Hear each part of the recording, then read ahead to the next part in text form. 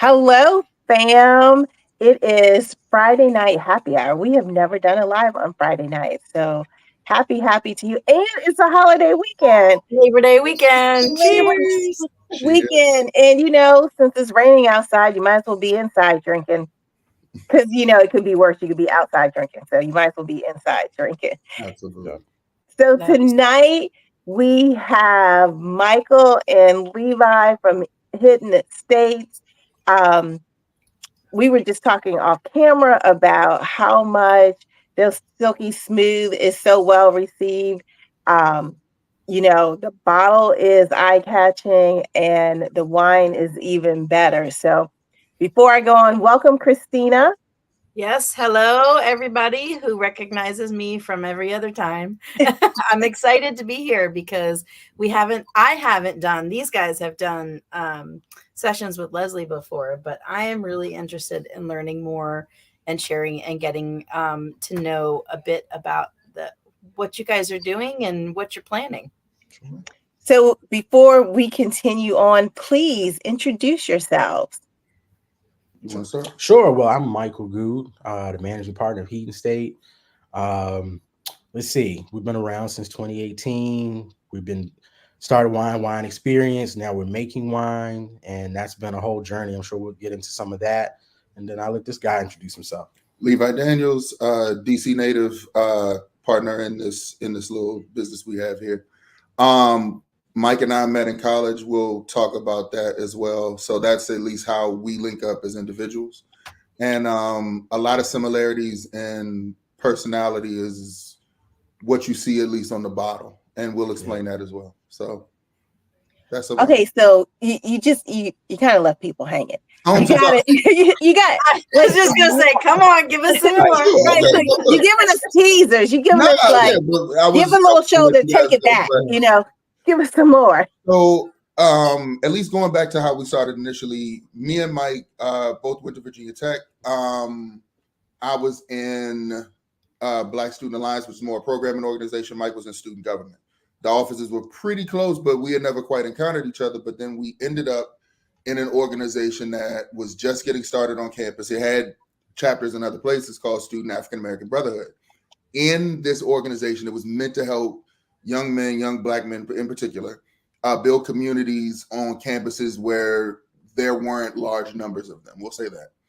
And so we joined this organization just initially, just to kind of see what we could do, see how we could help.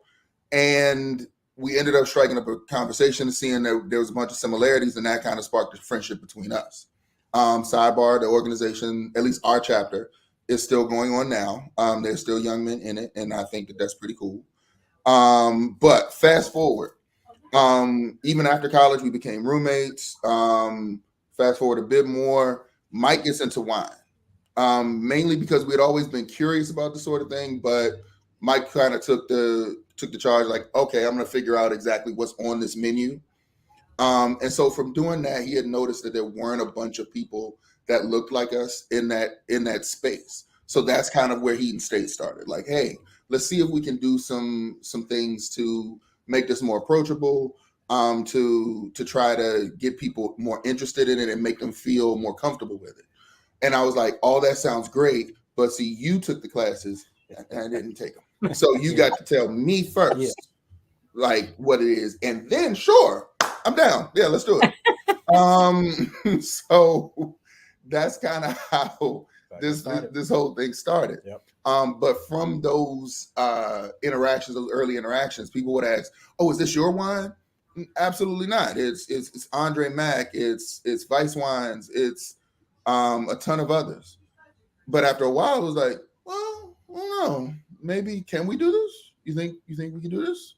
Like, no, I think so. And so we ended up running into some folks out at AAAV, the Association of African American Vendors. They were East Coasters as well. We stayed in contact, and eventually, both we and they got into position to make this happen. So they were able to have a space to facilitate us making wines, because we certainly weren't going to buy tanks and things. And all the things, yeah. But they had a place, and then they had gotten the level let's say, control of the winemaking process that they could facilitate a custom crush for us. And so we were able to talk to a wine consultant and really, really work and filter into that process. And now I'll segue to Mike on that one and let him kind of talk through that part. Yeah, so like Levi said, we accepted the challenge. It was a hell of a challenge, I'll tell you that. There were a lot of things we knew, a lot of things that we didn't know until we started doing it. It's been very fun. But again, we were able to get that production space, figure out the fruit, where to get that from, do all the things. And we spent a lot of time really thinking about how we wanted to craft the wines. One of our taglines is that making wine approachable. And so that was really what drove all of our decisions about where the wine went, the profiles we were sort of looking for. And I think we were able to accomplish that, at least so far, from what we've heard from folks, our very experienced wine drinkers to our folks that are very new to wine drinking. I think everybody finds something about the wines, whether it was Silky, Crimson Crush, or Glow. They all can play a role for a lot of people in a lot of different ways. So you said something interesting, that in the beginning, Mike, you took the class, and then Levi was like, okay, so what about the class? And I often have this conversation with people about who are interested in getting into wine.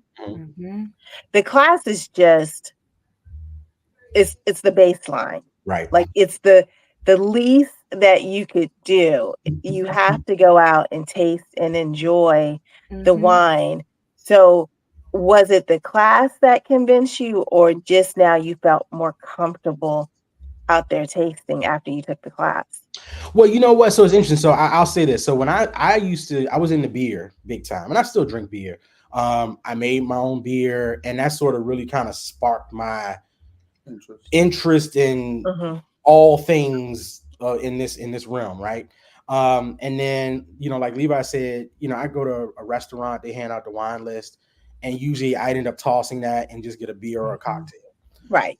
But as I kept saying, okay, what is all this? They're giving me like a 40-page book here.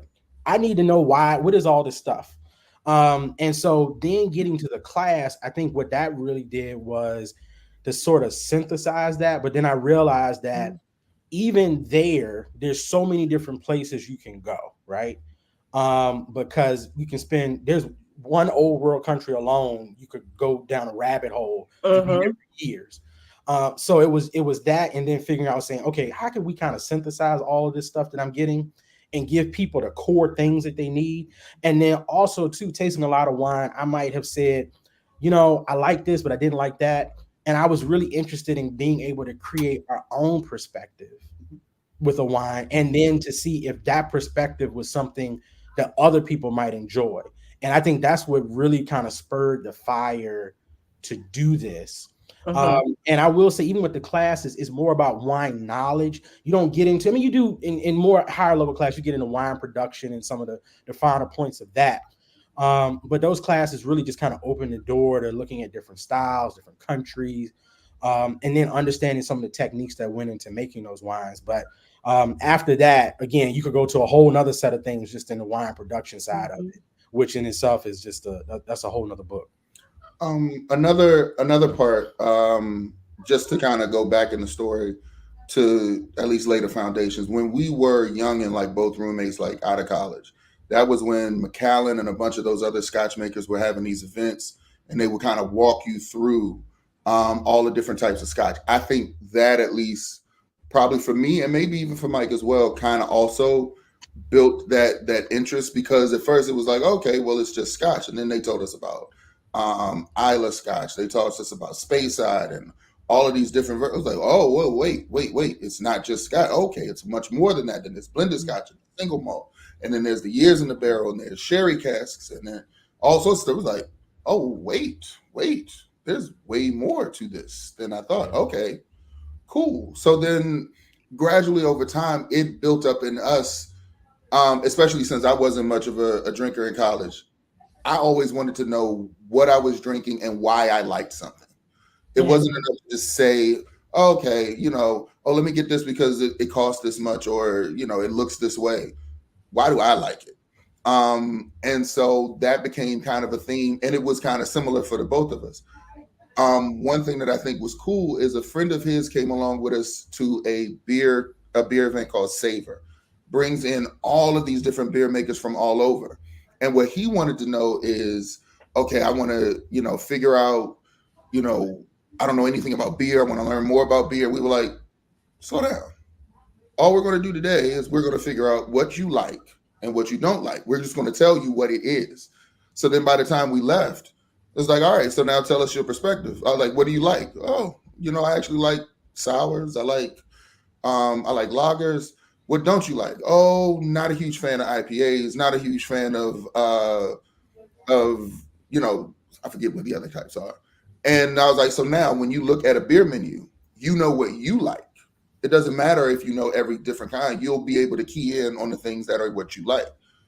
That also kind of plays into the perspective when we gave classes, when we gave lessons. It was not to try to give you all the wine knowledge. What do you like? We'll figure that out. We'll discern that. And now you can speak comfortably and confidently about that.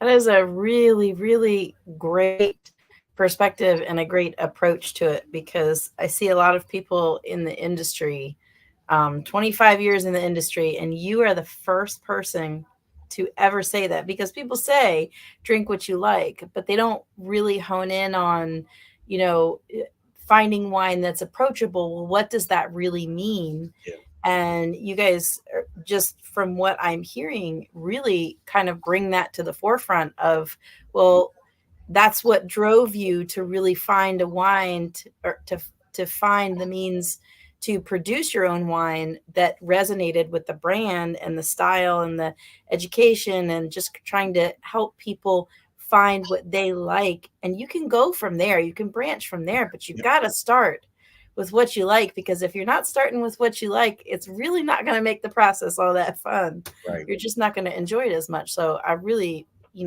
like hearing that. That's a really fresh approach to it. Oh, nice. I'm glad to hear that it's fresh. And you know what? People will say, yeah. Oh, and people will say, drink what you like as long as it's within what they like. Right. Right. Yeah. No, and we definitely, with using that the beer example, we did not force him into anything or to try anything. If it repulses you, we can get into maybe why that was, but it's not a big deal. If you just know, I didn't like the flavor of that, cool, we can scratch that off the list. Yeah. We will not approach this one anymore. You don't like that. Yeah. And that's okay. And I was even going to say to that point, even with the wine, right? One of the things I always bring up is, people talk about, hey, we're getting notes of red fruit, black fruit, or and they'll say, hey, I'm getting red currants. And I don't know about you. I did not grow up eating red currants. I did not know what they taste like to even know what that meant. And a lot of people I know it's the same way. Never had red currant, didn't pick up red currant jelly, none of that. So when again, we started with the wine experiences, we would always say, and we still say today, there are no wrong answers. Now, look, if you want to be a somm, you want to go down that road, yes, there are right and wrong answers. We're not doing blind tastings. But here, again, if you say, hey, I'm getting this thing, kind of reminds me of burnt red cherries. Okay. If you make that association, as long as, again, you have a profile in your mind, and we can kind of talk about, well, other things that you might enjoy along the same lines. Here are things. So when you go to dinner, you go to a restaurant, now when somebody hands you that wine list, you got some thoughts and you say, well, I know what I don't like. I know what I do like. And at least now I can start flipping. I can get to page 4. Maybe I'll pick something on page 4 rather than just being overwhelmed by this whole thing. And I think that's really been fun to really kind of see how people grow in their wine journey.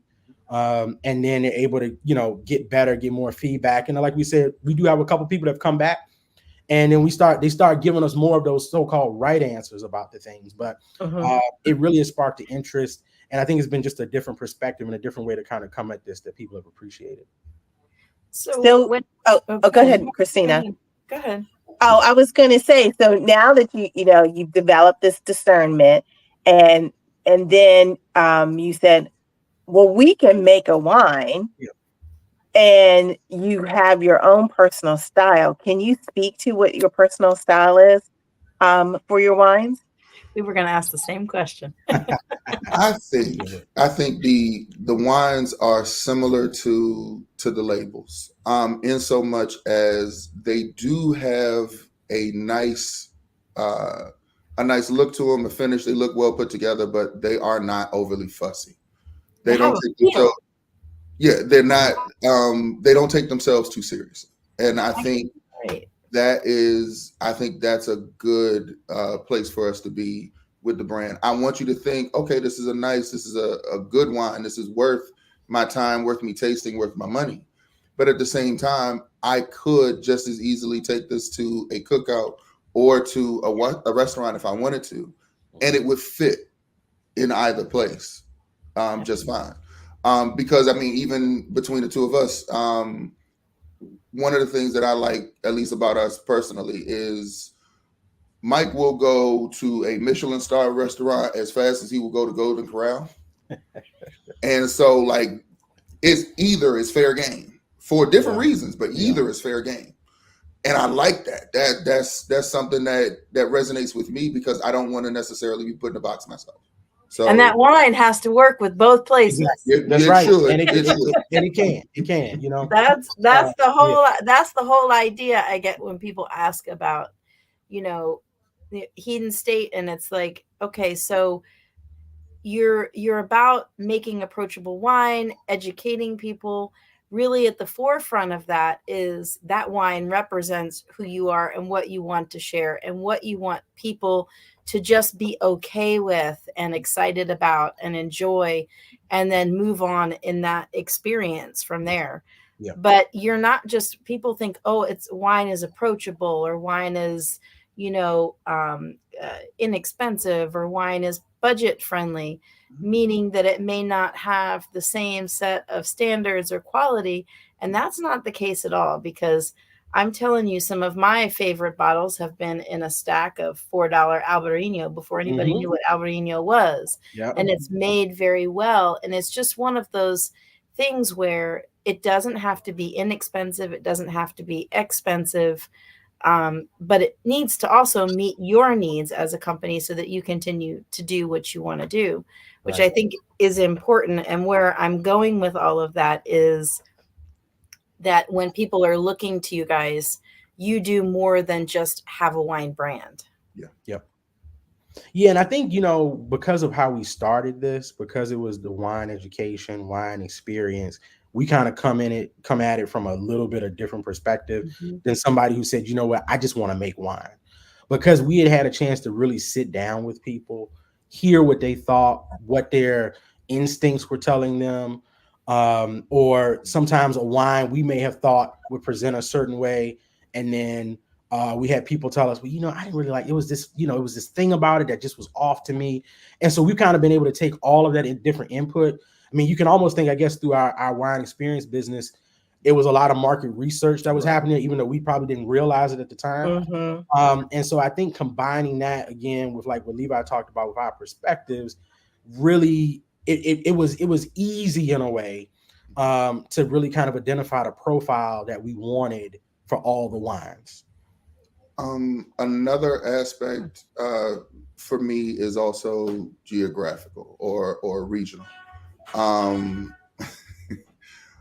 Michael and I are both from, I will not call it the DMV because I do not use that term necessarily. Being a native Washingtonian, I don't necessarily use that term, but I think of the area as the Mid-Atlantic. So Maryland, DC, and Virginia, the entire thing. And I think that all of those regions, all of those subsets of those regions have a unique style all their own. And they aren't particularly concerned with whether or not you like that style. For example, the example I always give, since I'm a big music person, Baltimore has loved club music since however long that has been. Whether we've enjoyed club music or not, they will still continue to enjoy it. DC has loved go-go for God knows how long. There were times where the rest of the world was on the wave and then they got off. DC was not concerned. They kept on playing. And so I like that. And so then we got the opportunity to produce a wine in the region that we're both from. And so now we get to express that as well. Like, so for people who are curious about Well, what's going on in my region? What type of wine is available in my region? We get to raise our hand and say, well, this. Have Like, you noticed? Have you noticed a different embrace since Virginia recently has been recognized Mhm. as such? I don't want to say up and coming because it's been around for centuries. It's like discovering Christopher Columbus, something that's already been there. But And he wasn't now even that the first one. right, now that Virginia has the newest wine region, what have you, are people giving your wines a second look just for that association? I would say no, not necessarily. What has been Okay. interesting to me is people had opinions of Virginia wines already, and Mm-hmm. for whatever reason, our wines might defy that in some Yeah. way. So Okay. they may think, oh well, mostly young fruit, maybe acidic, depending on the varietal. Just a bunch of things. I was like, that's not necessarily the impression I got of Virginia wines, but okay. Mm-hmm. But then they may taste the Vidal and they're saying, oh, that's not reminding me of some of the stuff that I've gotten from VA. Okay, it is definitely from that state Mhm. though, but okay. Right. And or the red, maybe not expecting something that is as tight and as subtle as that blend can be. We'll get certain opinions on that they just maybe didn't expect that for some reason from a Virginia wine. Perhaps maybe comparing it too much to California and some of our other major regions in the Mm-hmm. sense of bold fruit forward reds that they might produce, and just be a little bit taken aback by something that's a bit more restrained. So I it can go anywhere, but I haven't particularly heard anybody reaching out Okay. about that. But we've gotten some good reaction. I would love to see your wine in a blind tasting with certain wines from the Finger Lakes, Pennsylvania, Virginia, Yeah. Maryland. I really, really would. I mean, I haven't tasted through all of the series of wines that you guys have. And I mean, that actually leads me to a question being, what's your intention? Where is your focus? Where are you going with these things? And what do we have to see that's up and coming that you Yeah. can So, you can secretly share with us here that well, I would say, it's again, we kind of go back to we started with approachable versatility. And I definitely have a few things, that where I want to see, us do some more things with low intervention. We're looking at some things with like pet nats, skin contact. So those are some places where we will be going. And I think you'll probably actually see something in that realm on our next run. We'll still have the same lineup, but we're going to add a couple things to it. Again, that still get there, but kind of now that we got people kind of hooked and saying, okay, you're doing a thing, we like it, we like the perspective. Now we want to open it up a little bit, especially for some of our wine drinkers that like some more unique things, something a little different. And I think that's an important perspective to have, particularly as you make wines, because sometimes what happens is people will get stuck on some of the nobles and they'll just want to ride that wave. One of our focuses here, like with this one, Silky, is the use of hybrid varietals here, right? Mhm. It's predominantly Vidal. There's a little bit of Tremollet in there as well, which is another hybrid. And we just Thank you came for back from, clarifying that, by yeah. the way. And Yeah. I'll get back to why we did that. But we were just on a West Coast run, actually, just last week, and we had the wines out there in Napa, and we were, having some folks out there try them, and a lot of people like Vidal, like, what is that?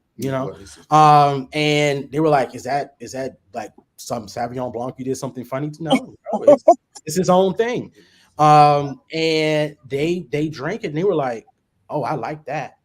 And so it's been really interesting to go to these places where, wine, especially, California wine country, they think they know what's going on out there for everybody, but they don't get what we're doing out there. And they've been actually pleasantly surprised, and have really enjoyed seeing something different, particularly again with the weather, the terroir that we have here.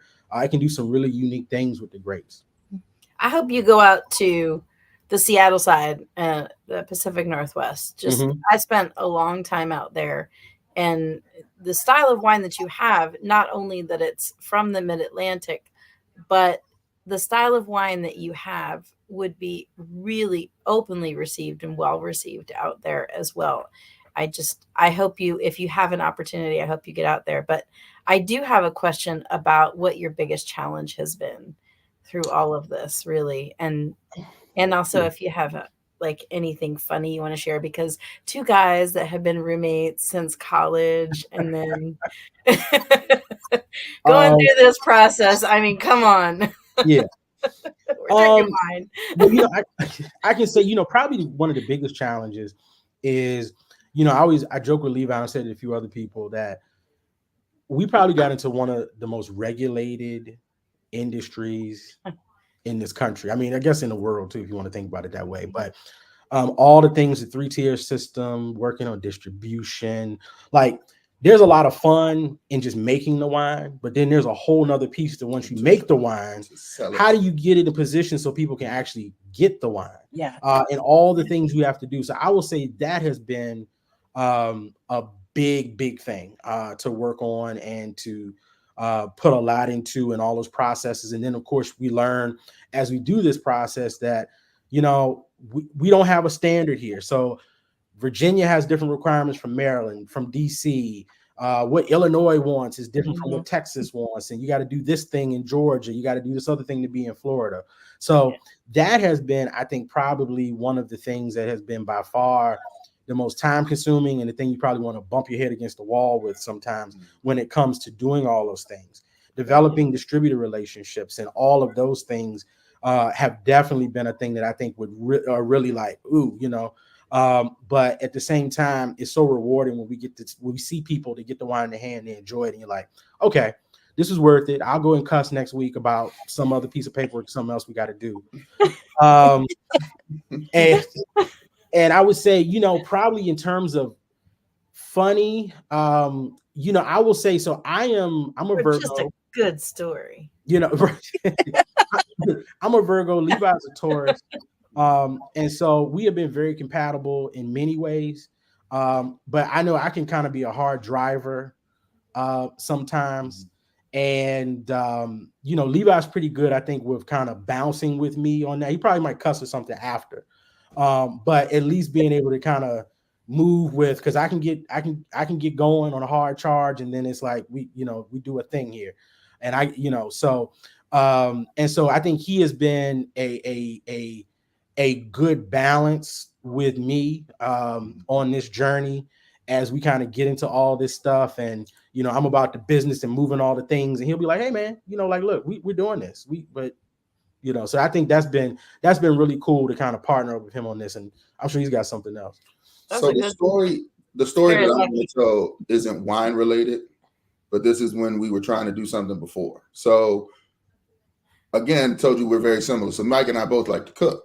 So when we were younger, we fancied ourselves caterers for this particular event. I think it was either a friend's engagement party or it was the engagement party, because then after that we did a New Year's party. They were worlds different than how we prepare for them. We did the engagement party. We cooked all the stuff in the apartment that we shared, did everything, and the apartment looked like absolute hell. Like, I mean, there were things everywhere, to the point where once the event was over, we was like, I kind of don't want to go home. I was gonna hotel. I kind of don't want to go home, because there's stuff piled up that I don't feel like cleaning, and I'm not going to feel like it in the morning. So fast forward to the next event. At least you knew your time. Fast forward to the next event. Oh, we learned. There was a whole list. There was a tag list. There was timing. There was everything. When we left out that apartment for the second event, you didn't know we made anything. Everything was back at its place. It was already clean. Everything was done. There was nothing, because that first experience was so frustrating. Overwhelming, probably. And so, like, it was like, you know what? Not gonna do that twice.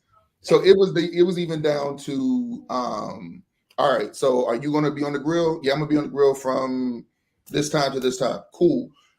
I'm gonna do some stuff in here, and then I'm outside and you're back inside. Cool, no problem. And so that sort of working together is what allows us to feel comfortable in this space. Being able to kind of play off each other like that. That is an unspoken blessing. That is a blessing. That is a blessing. Like just that it just is there like that, and it just goes. Yeah. I wanted to say to you, I mean, we don't do these lives often, but every winemaker we have spoken to Opulence.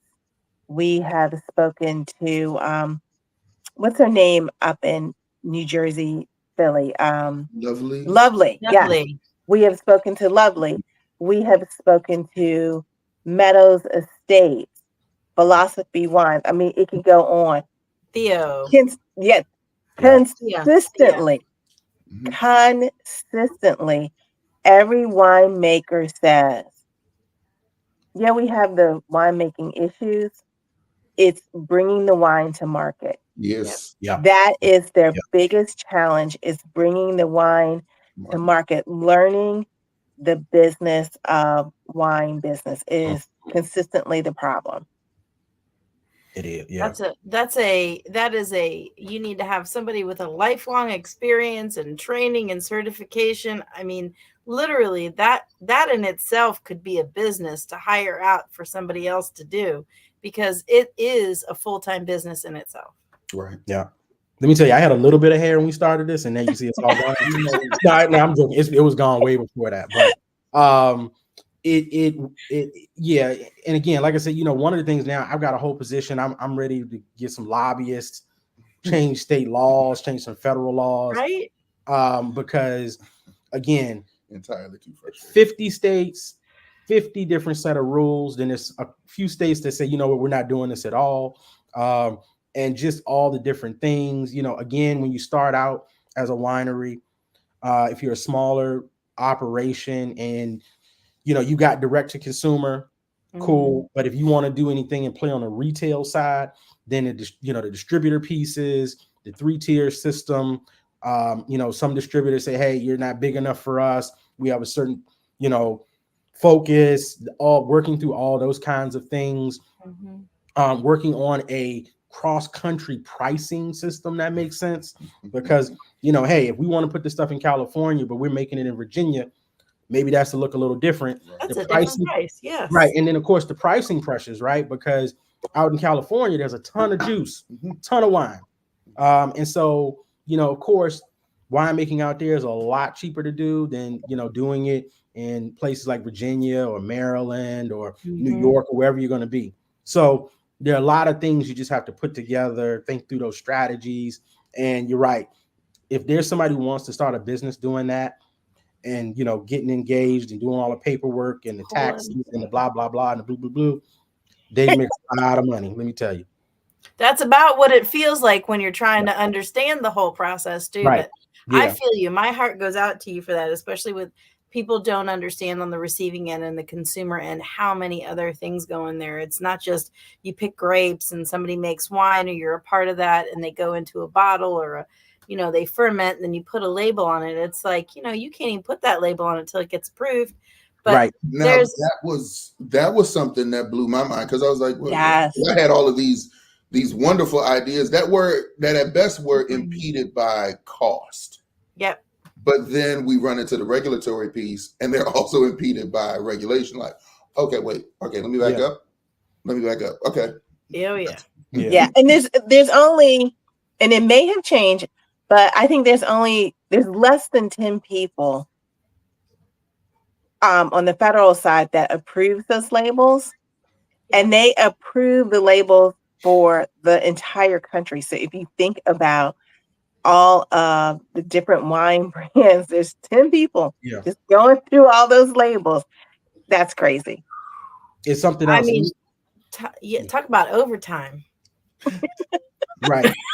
But It's like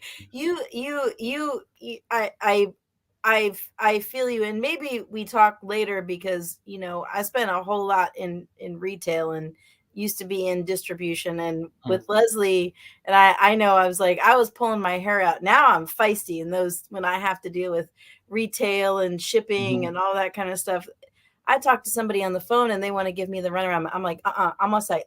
Law 1, 2, 3, 4, 5, 6, 7, 8. I already know. So let's get past it and let's go right to 8 because I'm not having my time wasted. Because it's very intense, and regulation just for wine can be more than the wine cost itself. Right. That cost has to go into the wine to the consumer. Yeah. I can't tell you, how many times we had to go back to TTB with some of the label stuff, and even some of the decisions you make about the wine you want to make.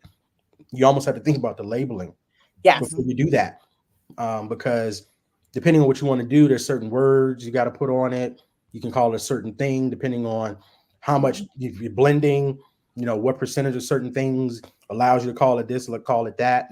There are even higher taxes.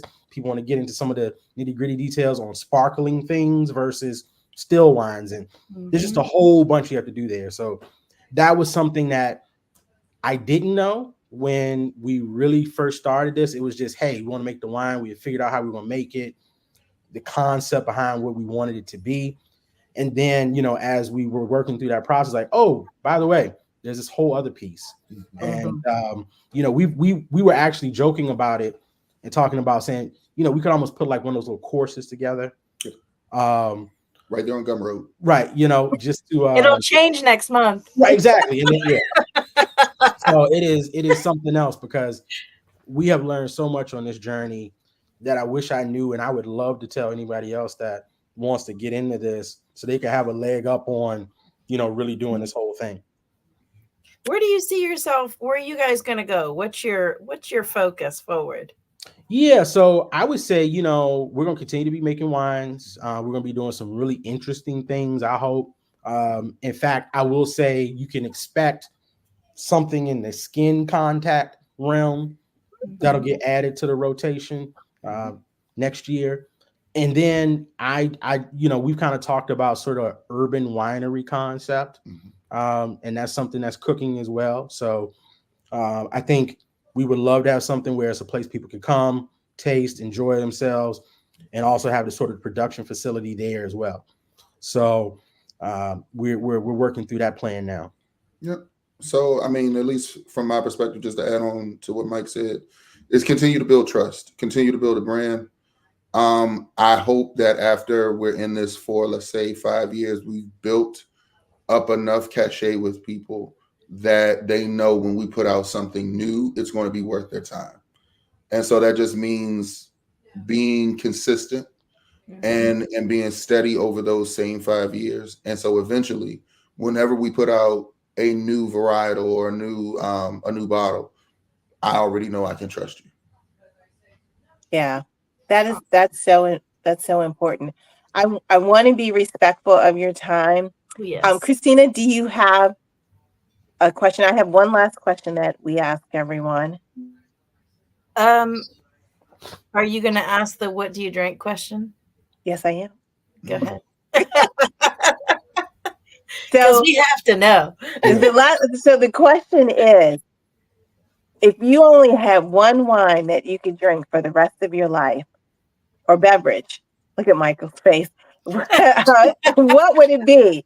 What would it be? What would be that one thing you could only drink?